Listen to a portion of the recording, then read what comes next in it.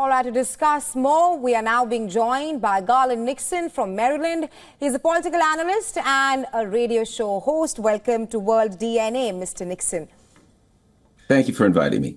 Now, lots happening in the United States of America. First up, let's talk about that meet between U.S. President-elect Donald Trump and the incumbent Joe Biden. A first meeting between Trump and Biden since 2020. We saw the handshake between both the leaders, with Biden pledging for a peaceful transition, something which did not happen in 2020. Your analysis, what kind of a message does this send out, not just to the Americans, but to the entire world? Well, I think a couple of things in that. Number one, you have to understand that this meeting is customary, and it's pretty much kind of ceremonial and performative in the meeting. Joe Biden, as we can understand it, as we can glean from reports, talked to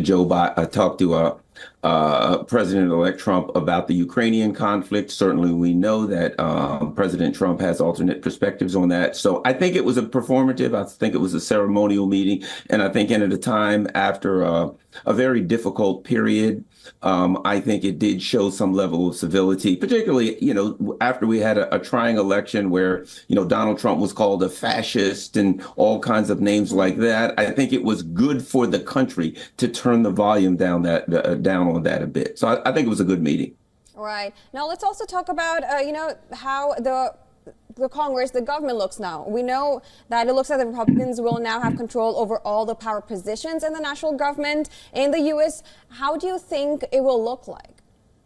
Couple of things. I think you mentioned the Tulsi Gabbard appointment as Director of National Intelligence. That is an extremely powerful position. For those who don't understand how the levers of power in the executive branch work, the Director of the CIA will now report to Tulsi Gabbard, and she's the person who will have Donald Trump's ear on a everyday basis on international intelligence. So that's one of the most powerful positions in government that people don't know about. I personally think it was a good choice. She seems to be a fairly moderate person when it comes to military interventions around the world. One might say even quite cautious. And based on what's been happening in the U.S. the last few years, that's probably a good move. Additionally, I don't think the names are as important right now, who is in charge of the Senate, or which person is in charge of the Senate or the House. For this reason, Donald Trump got over 300 electoral college votes. I believe it was 312. It was such a blowout right now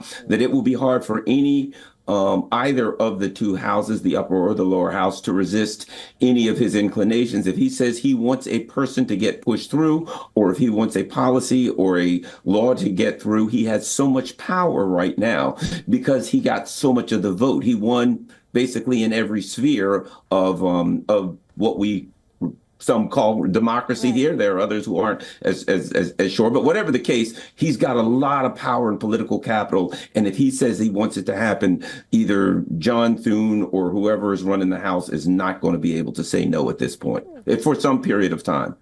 Right. Mr. Nixon, you do speak of what's happening in the Senate. I also want to talk about Trump's cabinet picks. He has picked up Matt Gaetz as the U.S. Attorney General. Your analysis of that appointment, because he does face an uphill battle as he awaits the Senate confirmation.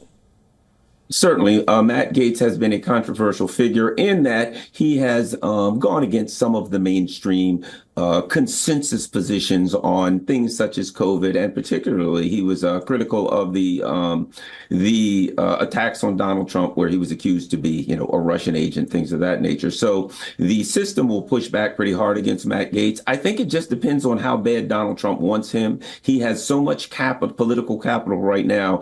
If he chooses to spend some of that political capital on Matt Gaetz, he can push Matt Gaetz through. I do believe that he will do that, particularly because I believe he's probably going to want Matt Gaetz to look into some of the actions that was the legal and political actions that were taken against him that he feels are unfair. And so I think he's going to put all the horsepower he has behind Matt Gaetz. And I don't see how the Senate can stop him at this point. He got votes from people who don't even vote for Republicans. So I don't see how they could stop this. Right. Now, what we're looking at is domestic policy. Can we also have your perspective on what does a foreign policy look like? You mentioned Tulsi Gabbard, and we know that she has questioned again and again the U.S. credibility of U.S. intelligence. How does the foreign policy look like during, now that we know the two wars exist, the Ukraine-Russia war and West Asia? Well, certainly Donald Trump has people, he's made it clear. And as I said, even the people who were very hawkish about the Ukraine conflict, I think they understand they're coming under Donald Trump's umbrella of power, and they're going to have to disengage from the Ukraine conflict. I look at that happen. I do think the Middle East is very dangerous right now. The most dangerous time probably is between now and January 20th. I think people who are in the Middle East who want something extreme to happen may see this period of time when they can take their action before Donald Trump comes in. He does have a lot of people in his cabinet who are Iran hawks, as they say, who are anti-Iran. So, but Donald Trump has pledged to end the conflicts that were started under the Biden administration. So at this point, the people that he has designated for the positions don't necessarily align with the rhetoric that he used while he was running. So a lot of the supporters, the MAGA, as they call them, the Make America Great Again supporters of Donald Trump, were very, very upset and angry about some of his selections. I think the choice of Matt Gaetz and Tulsi Gabbard has somewhat subdued their anger, maybe not completely. But again, it's going to be hard to tell with Donald Trump. You can't tell based on what Donald Trump says what he's necessarily going to do. Right. Interesting. Thank you so much for joining us and giving your perspective. That was Garland Nixon from Maryland. He is a political analyst and radio show host. Thank you so much. Thank you.